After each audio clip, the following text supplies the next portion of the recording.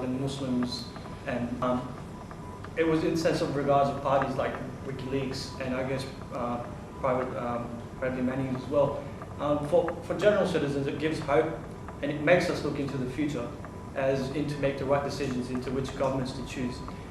But the governments also demolish that hope by giving punishment to Private Bradley Manning, or I guess, well, Julian Assange you can't really comment on. How do we combat that?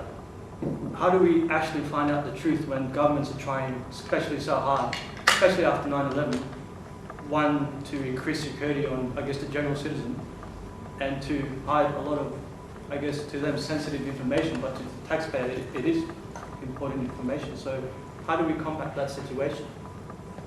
Well, Sandra mentioned Guantanamo and what's it called? It's special rendition. Yeah, extraordinary rendition. I mean, these are exceptional circumstances that have been created. They've always been there, but since 9/11, it's been very overtly constituted by the US and its allies. You know, so there are all these murky areas where nobody knows what happens, or the law doesn't apply. So, you know, we have achieved human rights laws in this, not in this country, in the world, and most countries sign up to these regulations. But then they create these special spaces where no law applies, like Guantanamo. And I think the question here with Assange and WikiLeaks, etc., is to do with that seepage across national borders. And on the one hand, it's liberating because we find out what's been happening. And on the other hand, of course, the US and others, what they're trying to do is to use those boundaries where they blurred, but also reconstitute their power over those boundaries. And I think, in a way, that this is a good opportunity to precisely undermine their ability to do that, and to, whatever you think of Assange, but to stand for the right of, you know, the dissemination of information, the sharing of information that is relevant to the public domain. And I think that what people do and have done, you know, whether it's lobbying your MP or signing up on change.org, or, you know, whatever it is that can be done to show that we don't accept the power or the legitimacy, the claim to legitimacy of governments to withhold information. And also, indeed, to have citizens from one country, not under extraordinary rendition, but legally go from one country to another, which they wanted to do with this young man. Do you remember this young man who broke into... No.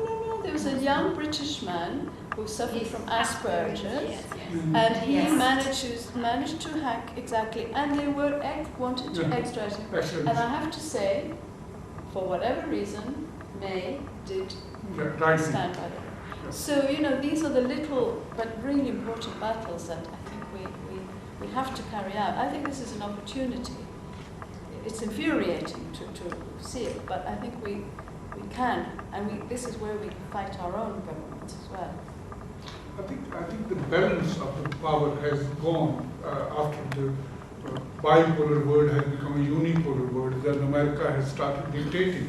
But I think over the last, after 9/11 and after the Libyan incident and after the spring in Middle East, I think there are regional powers which are merging, and I hope there will be a balance. And I think through that balance, if United Nations can be strengthened, that will be a very big step forward in controlling these countries which only work for their financial interests. As Victoria has said, that this $40 billion, I remember that there was some British companies involved, and there was corruption involved, and the ambassador of Saudi Arabia, Prince Bandar Abbas, was thrown out of USA because he took kickback out of that 40 billion. But it happens everywhere. It is not only Saudi Arabia, but there are other examples. Pakistan bought 45 or 44 F-16 many years back, paid all the money, and now they are left about 20